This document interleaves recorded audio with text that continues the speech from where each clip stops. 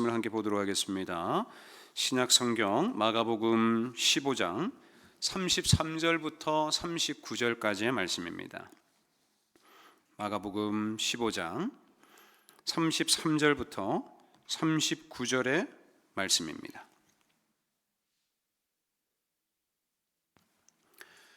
다 찾으신 줄 알고 저와 여러분이 함께 합독하도록 하겠습니다. 33절입니다. 시작. 제6시가 되매 온 땅에 어둠이 임하여 제9시까지 계속하더니 제9시에 예수께서 크게 소리 지르시되 엘리 엘리 라마 사박다니 하시니 이를 번역하면 나의 하나님 어찌하여 나를 버리셨나이까 하는 뜻이라. 곁에 섰던 자 중 어떤 이들이 듣고 이르되 보라 엘리야를 부른다 하고 한 사람이 달려가서 해면에 신포도주를 적시어 갈대에 끼워 마시게 하고 이르되 가만두라 엘리야가 와서 그를 내려주나 보자 하더라. 예수께서 큰 소리를 지르시고 숨지시니라. 이에 성소 휘장이 위로부터 아래까지 찢어져 둘이 되니라. 예수를 향하여 섰던 백부장이 그에게 숨지심을 보고 이르되 이 사람은 진실로 하나님의 아들이었도다 하더라. 아멘. 이 본문 속에서 이 본문으로 절망 속에서 생명이 피어나다라는 제목으로 말씀을 나누도록 하겠습니다. 저는 오늘 한 로마 백부장의 이야기로 이 설교를 시작할까 합니다. 어느 로마 백부장이 있었습니다.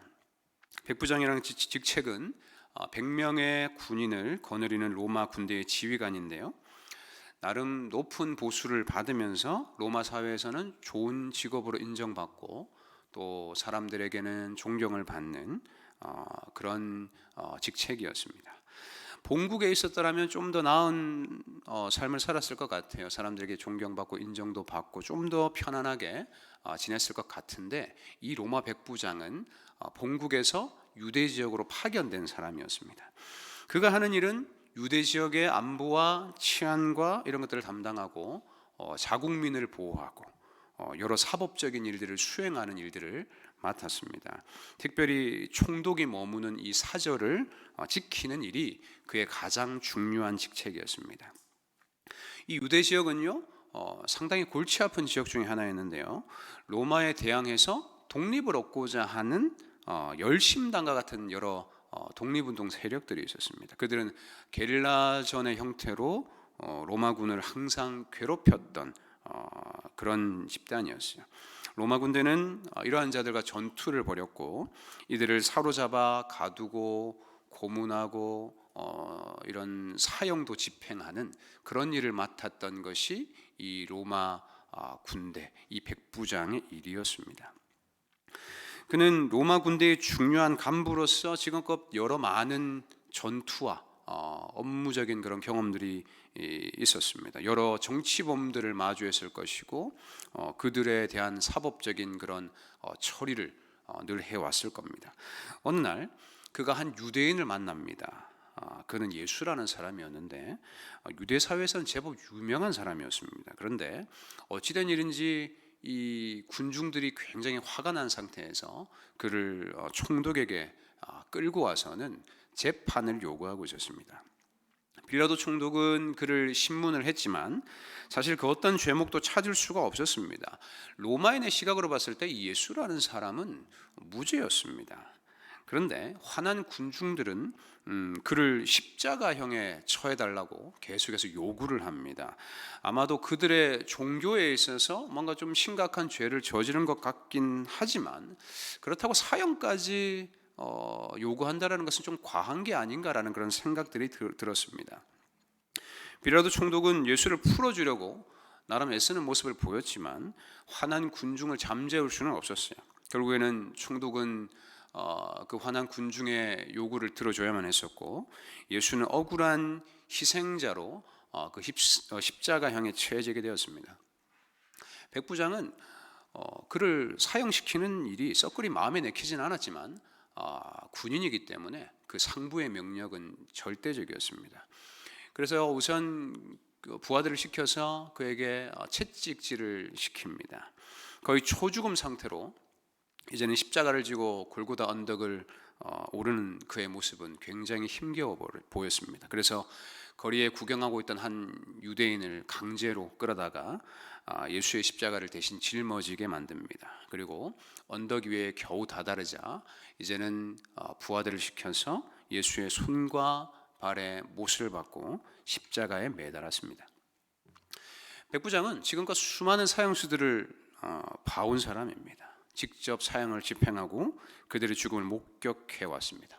대개 죽음 앞에서 반응하는 사형수들의 모습은 정상적이지 않았습니다. 다리가 풀리거나 정신이 나가거나 혹은 살려달라고 애원하거나 자신은 죄가 없다고 소리를 지르거나 반항하거나 이런 것들이 되게 일반적인 모습이었습니다. 그들은 결국에는 군인들에게 질질 끌려와서는 십자가에 매달려 처형을 당하고 처참히 죽었습니다. 죽음의 두려움을 마주할 때에 나타나는 인간의 일반적인 모습이 바로 이러한 모습이었습니다. 너무 초라하죠. 그런데 이 예수라는 사람은요, 십자가 죽음을 앞에 두고도 다른 사형수들하고는 좀 다른 모습을 보였습니다. 비록 너무 많은 채찍과 고문 때문에 몸을 제대로 가누기는 힘들어 보이긴 했지만 그렇다고 해서 십자가형을 거부하거나 반항하려는 모습은 보이지 않았습니다. 자신의 무죄함을 주장하거나 항변하지도 않았습니다. 억울하다 외치지도 않았습니다. 자신을 향해서 욕하고 저주하고 조롱하는 자들에게 소리 지르거나 얼굴을 붉히는 법도 없었습니다. 오히려 그런 자들을 위해서 하나님께 기도를 합니다. 아버지, 저들을 사하여 주십시오. 저들이 하는 일을 저들이 알지 못합니다. 그런 모습은 정말 충격적이었습니다. 죽음 앞에서 사실 인간이 가식적일 수 없거든요. 죽음 앞에서 인간은 철저하게 자신의 민낯을 드러내는 법입니다. 그런데 이 예수라는 사형수는 죽음을 앞에 두고도 그 고결한 모습과 타인을 향한 자비로움을 포기하지 않는 겁니다. 백부장의 눈에 보기에 이 사람은 마치 십자가 사형을 당하는 것이 자신의 삶의 목적인 것처럼 그렇게 그 길을 걸어가는 듯한 그 느낌을 지울 수가 없었습니다. 또한 두 강도와 대화하는 모습도 옆에서 지켜봤습니다. 한 강도가 예수를 조롱합니다. 근데 다른 한편에 있는 강도가 그 강도를 도리어 꾸짖는 겁니다. 그러면서 예수는 의로운 분이라고, 죄가 없는 분이라고, 우리하고 다른 분이라고 이렇게 변호해 주었습니다. 그리고 무기력하게 죽어가는 그 예수를 향해서 놀랍게도 구원의 은총을 구합니다.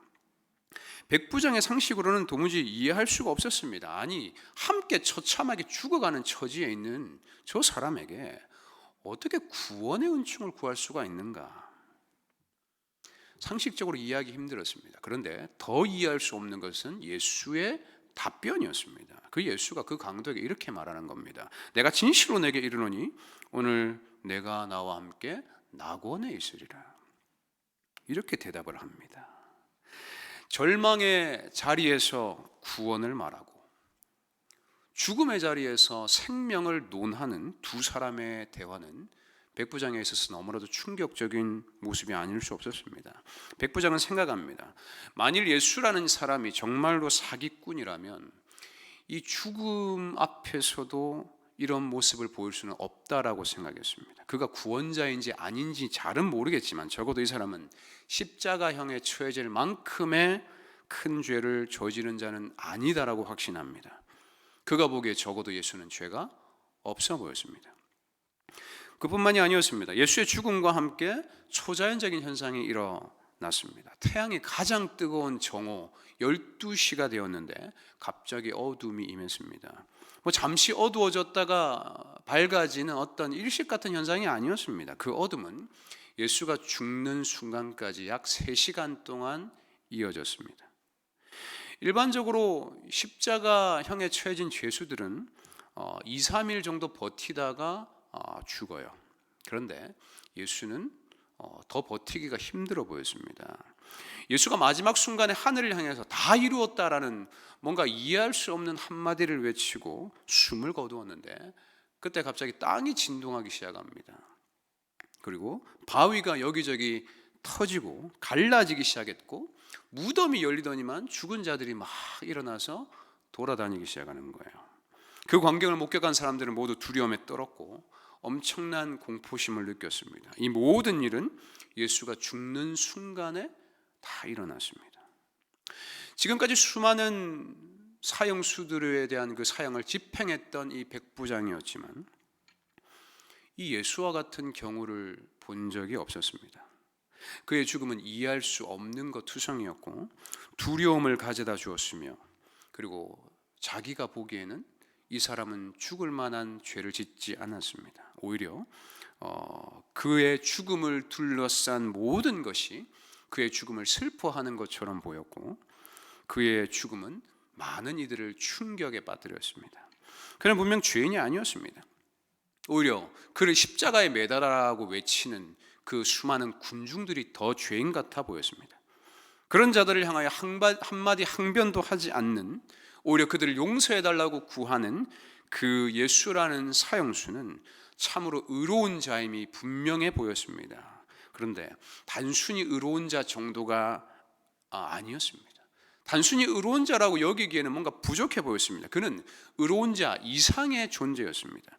그를 향하여 구원을 간구했던 그 강도의 모습과, 그리고 죽음을 앞에 두고 그 강도에게 구원이 임했다라고 선포하는 그 예수의 모습과, 그리고 하늘을 향하여서 다 이루었다라고 외치고 숨을 거두고, 그리고 죽음과 동시에 일어났던 초자연적인 그런 현상들을 앞에서 백부장은 생각합니다. 이 사람은 단순히 인간이 아니라 이 사람은 신적인 존재다라는 생각을 합니다. 그 순간 로마 백부장은 깨닫습니다. 예수는 의로운 자일 뿐만 아니라 진실로 하나님의 아들이었다는 것을 깨닫습니다. 그리고 이렇게 고백하죠. 이 사람은 진실로 하나님의 아들이었도다. 사랑하는 여러분, 저는 백부장의 시각에서 예수라는 인물을 바라봤을 때 이러한 모습으로 비춰지지 않았을까 생각을 해봅니다. 예수를 향한 백부장의 그 인식이 점차 변해가는 것들을 볼 수가 있습니다. 처음에는 어느 사형수에서 억울한 어떤 희생자 정도로 여겼다가 이제는 이 사람은 의인이다라는 인식으로, 그리고 더 나아가서 의인 정도가 아니라 이 사람은 하나님의 아들이다. 백부장은 이 예수에 대한 그 인식, 놀라운 인식의 변화를 경험하고 있다는 것을 이 성경의 본문이 우리 가운데 알려주고 있습니다. 사복음서 저자들은 왜 이 로마 백부장의 이야기를 특별히 기술하고 있는 걸까요? 그 이유는요, 그 회심 안에는, 그 로마 백부장의 모습의 변화 속에는 분명히 큰 의미가 담겨져 있기 때문에 그렇습니다. 그렇다면 그 변화에는 어떠한 의미가 담겨져 있을까요? 그가 예수를 의인으로 그리고 하나님의 아들로 고백하는 그 변화 속에는 어떠한 의미가 담겨져 있을까요? 저는 한 두 가지 정도를 살펴봤으면 좋겠는데요. 첫 번째는요, 복음은 차별이 없다라는 것입니다. 성경은 세상과 죄인을 구원하시는 하나님의 사랑 이야기입니다.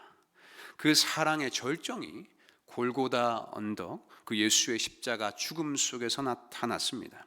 그리고 우리에게 하나님의 나라와 이 복음을 우리 가운데 선물로 주셨죠. 그런데 그 하나님 나라 복음을 가장 먼저 누렸던 자들이 누군 줄 아십니까? 성경은 놀랍게도 예수님 옆에 달렸던 강도와 이 로마 백부장이 이 하나님 나라 복음을 가장 먼저 누린 자라고 증거하고 있습니다.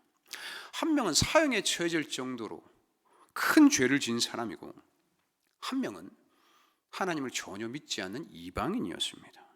유대인들의 시각으로 봤을 때 이들은 전혀 구원을 받을 수 없는, 구원의 자격이 없는 그런 자들이었습니다. 우선 이 한편 강도는요, 보통 죄를 지은 게 아닙니다. 십자가형을 받았으니까 굉장히 큰 죄를 지었겠죠. 그가 구체적으로 어떤 죄를 지었는지에 대해서는 알 수가 없습니다. 그러나 유대인들의 관점으로 봤을 때 그는 나무 십자가에 달렸다는 그 사실 자체만으로 하나님의 저주를 받은 자라고 여겨졌다라는 거예요. 율법은 나무에 달려 죽은 자에 대해서 이렇게 설명합니다. 나무에 달린 자는 하나님께 저주를 받았음이니라. 그가 나무 십자가에 달려 사형을 당했다면 그는 하나님의 저주를 받아서 그 사형을 당한 겁니다. 유대인들은 그의 죽음을 그렇게 바라봤습니다. 그런데 하나님의 저주를 받아서 나무에 달려 죽은 그가 어떻게 하나님의 구원을 받을 수 있다는 것입니까? 그런데 예수를 향해서 구원을 요청했던 그 강도가 구원을 얻은 거예요. 도무지 자격이 없다고 여겼던 그 죄인이 하나님의 구원을 입었다라고 성경이 증거하고 있다는 사실입니다. 로마 백부장은 어떠합니까? 그는 이방인입니다. 유대인들의 인식 속에서 이방인은 결코 구원을 얻을 수가 없습니다. 만일 그가 유대교로 개종을 해가지고 할례도 받고 율법도 지키고 정결법도 지키고 이런 삶을 살면 모를까? 그런 삶을 살지 않는 한 그는 결코 하나님의 구원을 입을 수 없는 존재였습니다. 유대인들의 생각 속에 이방인이란 그냥 지옥에 당연히 떨어지는 지옥의 불쏘시개 정도밖에 되지 않는 존재였습니다. 그런데 성경은 놀랍게도 이 이방인의 변화와 회심, 그의 신앙의 고백을 통해서 그의 삶에 구원이 임했다라고 성경이 증거하고 있다는 거예요. 사랑하는 여러분, 이것은 우리에게 무엇을 알려줍니까? 하나님의 저주를 받아 죽임당했다고 여겨졌던 한 그 유대인 강도와 지옥의 불쏘시개로 당연히 지옥에 떨어질 거라 여겨졌던 이 이방인의 구원을 성경이 말하고 있는데, 이것은 우리에게 무엇을 보여줍니까? 이것은 바로 복음은 그 누구에게도 차별하지 않는 복음이라는 것을 알려줍니다. 예수님이 죽음을 통하여서 우리에게 허락하신 그 하나님의 나라와 복음은요, 나라와 민족과 배경과 심지어 그가 어떤 삶을 살아갔고 어떤 죄를 지었는지에 대해서도 차별하지 않습니다. 누구든지 주 예수께 나와서 구원의 은혜를 구하고 그가 어떠한 분이시를 온전히 깨닫고 고백하는 자들이라면 하나님의 자녀가 되는 권세를 주신다라고 성경이 말씀하고 있습니다. 여러분, 이것은 놀라운 은혜입니다. 당시 사람들이 도무지 생각할 수 없는 차원의 은혜와 구원이 자격 없는 자들에게 주어졌고, 그 자격 없는 자들이 가장 먼저 구원을 입었다라고 성경 본문이 증거하고 있기 때문에 그러합니다. 1964년에 사형 집행을 당했던 한 사형수가 있었습니다. 그는 고재봉이라는 사형수였는데, 그가 1963년 10월에 강원도 인제군에서 한 중령의 집에 그 일가족을 무참히 살해했던 그런 살인마였습니다. 당시에 온 사회를 충격으로 빠뜨렸던 그런 사건이었다고 합니다. 그가 잡혀서 교도소로 들어갔는데 얼마나 살기가 등등했는지 주변 사람들이 도무지 접근할 수도 없었대요. 그런데 어느 날 그에게 소포 하나가 도착했습니다. 뜯어보니까 성경책이 있더래요. 처음에는 그 성경책을 냅다 집어 던졌답니다. 그러다가 요거를 갖다가 이제 한 장씩 찢어서 휴지로 쓰면 되겠다 싶어가지고 용변 볼 때마다 그것을 갖다가 이제 찢어가지고 이제 구겨가지고 휴지로 쓴 거예요. 그때는 종이나 휴지 이런 것들이 귀했으니까. 그런데 이제 화장실에서 일 보다가 이 무슨 내용이 적혀 있는가 궁금해가지고 그때 꾸깃꾸깃 하다가 이제 그 글을 읽어본 거죠. 그런데 예사글이 아님을 깨닫고 이 사람이 은혜를 받았다고 합니다. 화장실에서 은혜를 받은 거예요. 그래가지고 그 이후에 이제 그 형무소에 있는 그 목사를 통해서 복음을 듣고 회심을 하게 됩니다. 그 이후에 그의 삶이 완전히 달라졌습니다. 그는 교도소에 수감되어져 있던 사람들을 전도하기 시작했는데, 당시 약 2,000명 정도의 수감자들 중에서 한 1,800명 정도를 전도했다고 합니다. 그게 단 석 달 만에 일어난 일이에요. 그러다가 1964년 3월 10일에 사형 집행 날짜가 되었습니다. 처형장으로 그가 가면서 그 성경책을 집어 들었습니다. 성경책을 품에 안고 죽으려나 보다 이렇게 생각했었는데, 갑자기 그 성경책을 들고 한 죄수 앞에 섰습니다. 그 사람은 어떤 사람이냐면 계속해서 전도를 했는데 계속 그 복음을 거부했던 사람이었어요. 고재봉은 그 죄수 앞에 가서 이렇게 말을 했습니다. 나 천국 갑니다. 나 같은 살인마도 천국 가는데 당신 지옥이요. 여기서 임시로 형벌받는 것도 이렇게 힘들고 고생스러운데 당신 지옥의 영원한 형벌을 어떻게 견디실랍니까? 내가 여기 천국 가는 방법 당신한테 알려주고 줄 테니까 이거 받으시겠소 하니까 그 사람이 그 성경을 턱 받더래요. 그리고 그가 구원을 받을 수 있도록 간절하게 기도를 해주고 처형장으로 갔다고 합니다. 처형장으로 가는 길에도 그를 끌고 가는 그 교도관들에게 하나하나 다 전도를 하기 시작했습니다. 그리고 마지막 순간에 찬양을 부르고 기도를 하는데 이렇게 기도했습니다. 나 같은 죄인도 제외하지 않고 전도하여 주심에 감사합니다. 그리고 더 감사할 것은 회개할 수 있는 기회 주셔서 감사합니다. 그리고 이 쓰레기 같은 인생 전도 통해서 열매 맺게 해주셔서 감사합니다. 이렇게 기도를 하더랍니다. 그리고 자신을 향해서 총을 겨두고 있던 그 교도관들을 위해서도 기도했습니다. 저들을 용서해 주십시오. 저들이 사람을 죽이는 일이 아니라 앞으로는 사람을 사랑하고 용서하는 사람으로 살게 해 주십시오. 그렇게 기도하고 찬양을 불렀습니다. 죽음을 앞에 둔 그 고재봉 사형수의 기도와 찬양을 듣고 있던 모두가 울었습니다. 그리고 찬양이 끝나고 그 총사령이 집행되었는데 9발의 그 탄환이 그 몸에 박혔습니다. 그리고 그 시신을 보니까 평안한 모습을 하면서 웃으면서 죽어 있더래요. 그런 고재봉의 마지막 모습을 보고 사람들은 충격을 받고 거기서 있는 모든 사람들이 예수를 믿었다고 합니다. 사랑하는 여러분, 복음은요 그 어떤 것도 차별하지 않습니다. 모두가 인간 쓰레기라 말하고 죽어 마땅하다 손가락질하는 사형수에게도 하나님은 생명의 기회를 주시고 새로운 삶을 살 수 있는 기회를 주셨습니다. 그것이 복음이라면 저와 여러분의 삶 가운데 부어지는 그 복음은 충분한 생명으로 역사할 수 있지 않겠습니까? 여러분이 어떤 집안에서 태어났고 어떤 배경에서 자라났고 어떤 삶을 살아왔든지 복음은 그것을 상관하지 않습니다. 복음은 오직 예수 앞에서 자신의 죄를 고백하고 예수 앞에서 자신을 낮추며 그분께 구원의 은총을 구하는 자라면 그것이 충분하다라고 말합니다. 그리고 그 복음은 우리로 하여금 새로운 삶을 살게 하고 생명의 삶을 누릴 수 있도록 합니다. 그것이 차별하지 않는 복음의 능력입니다. 그런 은혜를 누리시는 저와 여러분 되시길 주의 이름으로 축원드립니다. 두 번째로 십자가면 충분하다라는 것을 우리에게 알려줍니다.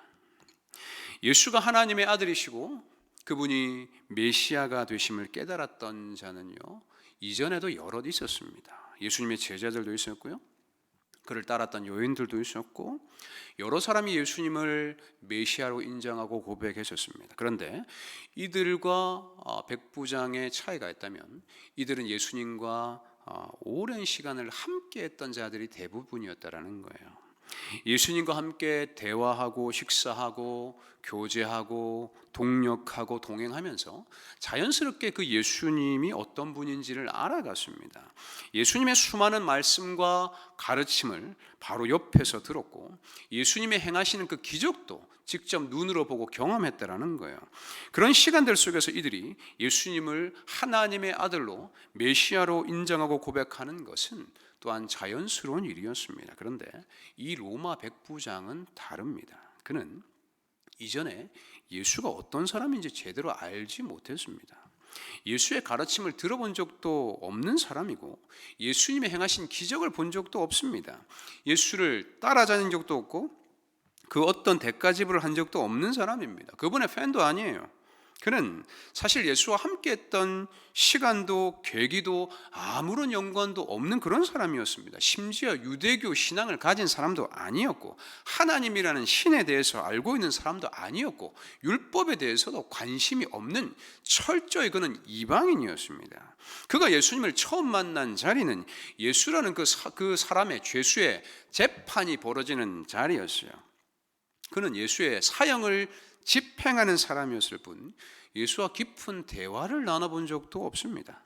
그가 예수를 만나고 지켜본 시간이라 해봤자 고작 채 하루도 되지 않는 시간이 전부였습니다. 그런데 그런 로마 백부장이 예수라는 사람이 어떤 분인지를 제대로 깨달았습니다.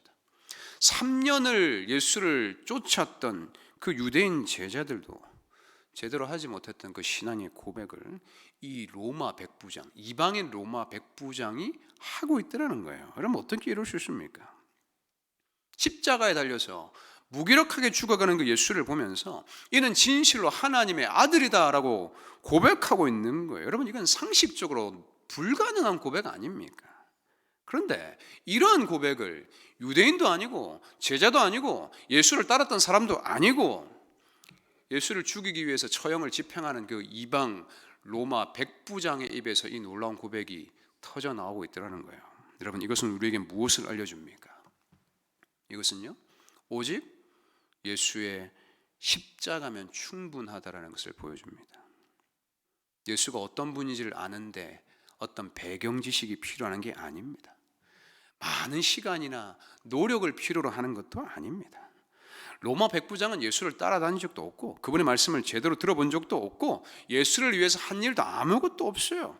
오히려 예수를 고문하고 사형을 집행했던 예수의 원수와도 같은 그런 자리에 있었습니다. 그런데 그런 그가 예수를 의인이요 하나님의 아들로 고백할 수 있었던 단 하나의 이유는 십자가의 예수를 만났기 때문에 그렇습니다. 십자가의 고난과 죽음의 예수를 그가 만났기 때문에 그는 예수를 하나님의 아들이라 고백할 수 있었던 것입니다. 바울이 이런 고백을 했습니다. 고린도전서 1장 18절에 십자가의 도가 멸망하는 자들에게 미련한 것이요 구원을 받는 우리에게는 하나님의 능력이라. 구원의 효력은 그 어떤 것이 아니라 오직 십자가의 도에 십자가를 통해서 흘러나온다라고 바울이 우리 가운데 말씀합니다.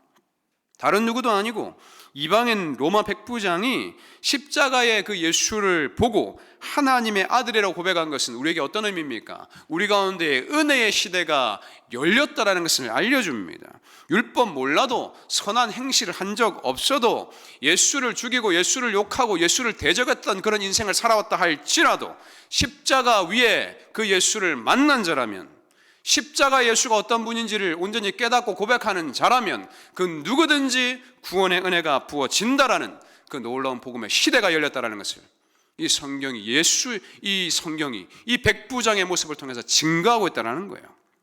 그런 차원에서 볼 때 이 로마 백부장의 변화, 그의 신앙 고백은 우리 가운데 큰 위로와 소망을 주는 겁니다.